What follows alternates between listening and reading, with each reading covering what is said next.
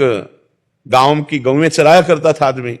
पहले ऐसा होता था, ग्वाले होते थे तो गौवें चराता था और भोजन और सब लोग उसको, अर्थव्यवस्था तो उससे परिवार चलता था। गांव में भागवत की कथा हो रही थी तो गांव के लोगों ने कहा कभी तो सुन लिया कर यार कथा, जंगल में गौवें चरा कर बस अपना जीवन बर्बाद करा, कभी तो कथा सुन लिया कर, गांव में कथा हो रही। तो उसने सोचा कि चलो आज सुन लेते हैं। तो वहां गए तो उन कथा का प्रसंग चल रहा था, जिसने जिंदगी में गुरु नहीं बनाया, भजन नहीं किया, उसका जीवन बेकार चला गया। तो अब इसी सोच में रह गया कि मैंने तो कभी गुरु बनाया नहीं, कोई भजन तो साधन, तो हमारा जीवन बेकार चला गया। कथा समाप्त हुई, पंडित जी के चरणों का, ज्यादा बात तो हम नहीं पकड़ पाए, इतना पकड़ पाए कि गुरु बनाए बिना जीवन व्यर्थ जाता है। तो अब आप हमारे गुरु, अब हम कहां ढूंढे गुरु, आप ही गुरु हो, अब हमें मंत्र दे दो, हम अपनी गाय चराने जाए, हमें ज्यादा समय नहीं है। तो ऐसे कहीं मंत्र मिलता है कि गली चलते। तो उनका आखिरी दिन, जिस दिन कथा समाप्त होगी उस दिन तुम्हें हम मंत्र दे देंगे, तुम आ जाना। अब आखिरी दिन काफी भेंट वेंट चढ़ी। अब वो गरीब आदमी क्या देगा दीक्षा में, तो उन्होंने टाल दिया।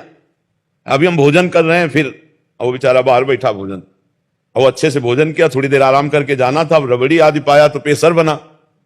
अब पहले गांव बाहर शौच जाना होता था, शौचालय तो होते नहीं थे, और वो घर के बाहर बैठा था।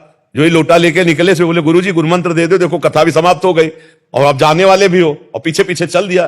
अब वो धोती संभाले, उन्होंने कहा दिमाग खराब है, शौच जा रहे तुम्हें गुरुमंत्र। उसने कहा आप नहीं छोड़ने वाले, हमारे पास इतना टाइम नहीं, पूरे गांव के गौवें चराते हो, पीछे पीछे चल दिए। अब उनको सोच लगी थी, वो सोचे अब जाए तो हम कहीं बैठ जाए किसी वृक्ष आदि के आड़े लेकर के। अब वो सोच लगी थी तो उसने कहा महाराज गुरुमंत्र दे। बोले धत गपो चंद, बोले गुरु जी, बस मान गए। धत गपो चंद, धत गपो चंद, अब ना राम न कृष्ण न हरि। अब सोचो, गुरु भाव और गुरु मंत्र पर विश्वास। गुरु ने कह दिया धत गपो चंद, तो जपने लगा। अब धीरे धीरे धीरे धीरे इतना जप में तन्मयता होने लगी। भोले आदमी को भगवान बहुत जल्दी मिलते हैं, ये ज्यादा जो बुद्धिमानी होती है ना उनको परीक्षा लेते हैं, और जो सीधा साधा भोला होता है ना उसे भगवान बहुत जल्दी मिलते हैं। अब वो एकांत में बैठ करके जैसे गाय चरा रहा, धत गपो चंद घप। अब सब लोग सोचे कि क्या मूर्ख है, भगवान के तो बहुत से नाम है, गोपाल शास्त्र नाम, विष्णु, कोई नहीं मिलता ऐसा ये नाम। अब उसको इतना मनाया कि गाय चराना छोड़ दिया, अपने घर में बैठ करके एकांत कमरे में भगवान द्वारिकाधीश जी ने कहा रुक्मिणी जी से कि आज हम एक भक्त के दर्शन करने चलते हैं। तो रुक्मिणी जी ने कहा प्रभु हम भी चलेंगे। बोले जरूर चलो, बहुत महान भक्त है, निर्मल भोला एकदम। दोनों छद्म वेश में अपने वेश को बदल करके गए, उसके घर में गए। बोले प्रभु भक्त, तो बोले हमारे भक्त अकिंचन होते हैं, ऐसे ही होते हैं। बोले प्रभु हम पहले देख के आते हैं असली भक्त है आपका कि नहीं। तो वहां गए तो बेचारा धत गपो चंद, धत गपो चंद, तो उनका श्री कृष्ण चंद द्वारिकाधीश, बहुत से नाम तो सुने, ये धत गपो चंद कौन सा नाम है भगवान का हमारे। तो उनका ये किसका नाम जप कर रहे हो।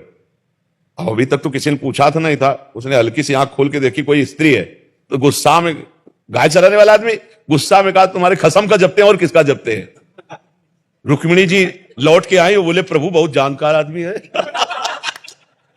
बोले प्रभु बहुत जानकार आदमी है, वो एकदम देखते ही जान गया और बोला आप हसमाने पति, बोले आपका भजन कर रहा है प्रभु, बहुत सर्वज्ञ भगत है। भगवान बहुत मुस्कुराए। बोले प्रभु एक प्रश्न हमें इस समय उठ रहा है कि आपके गोपाल शास्त्र नाम, विष्णु शास्त्र नाम, बहुत से नाम हमने सुने, लेकिन ये गपोचंद नाम कब आपका सुना। बोले बहुत मीठा नाम है हमारा, बहुत प्यारा नाम है। बोले कब का। बोले जब हम ब्रज में थे और बाल रूप में थे तो मैया किसी कार्य में रत थी, तो हम अपने सखाओं के साथ माखन चोरी कर रहे थे, तो छीका में ऊपर मैया ने टांग दिया था। तो एक सखा के कांधे पे, ओखली पे सखा, ओखली होती ना उल्टा करके, और उस पे सखा, और सखा के कांधे पे ठाकुर जी, और खूब ऐसे मक्खन सब। मैया आई, मैया ने कहा ये क्या कर रहा है।